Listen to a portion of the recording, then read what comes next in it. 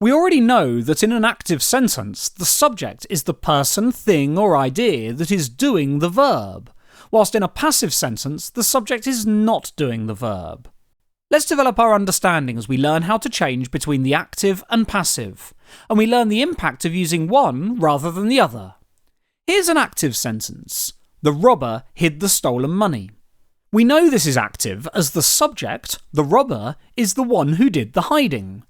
We can also identify the object of the sentence, that is, the thing that was being hidden. Here, it is of course the stolen money.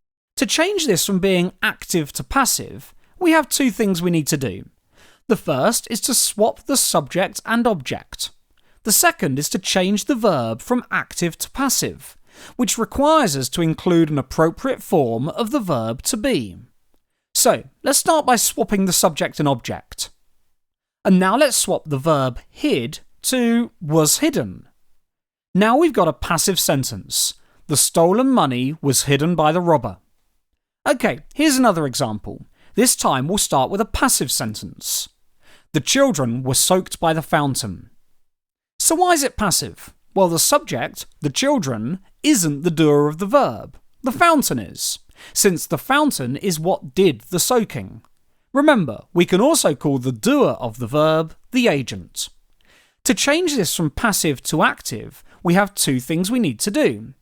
Firstly, we need to move things round to make the agent the subject. And secondly, we need to change the verb from passive to active. Okay, so we know the fountain is the agent, so we need to make the fountain the subject of the sentence. Remember, the subject comes before the verb, so let's move it to the front, swapping it with the children. Now we need to change the verb from were soaked to soaked, removing the form of the verb to be. This leaves us with the active sentence, the fountain soaked the children. Sometimes we may need to fix some other words too.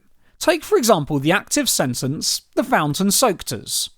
To change this into the passive, we'll swap the subject and object and change the verb from active to passive, adding a form of the verb to be.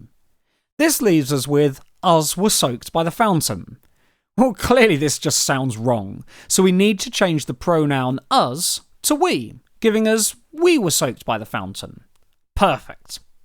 So, now we know how to spot the difference, how do we know which to use in our writing? Well, as a writer, you should make sure you don't overuse passive sentences, also known as the passive voice. However, there is certainly a place for the passive voice. If the doer of the verb is not known, or is not important, or you wish to focus the reader's attention on the person or thing the verb acted upon, then the passive is an ideal choice. Here's an example. The doctor delivered the baby at 8:30 this morning. In this active sentence, the reader's attention is on the doctor, as they're the subject. Well, clearly it would be a lot better to focus on the baby, the new arrival. So let's change this to the passive. The baby was delivered at 8:30 this morning by the doctor. In fact, it would be even better if we removed the agent altogether, giving us the passive sentence, the baby was delivered at 8:30 this morning. Remember, in passive sentences, the subject is not the doer of the verb, and the verb includes a form of the verb to be.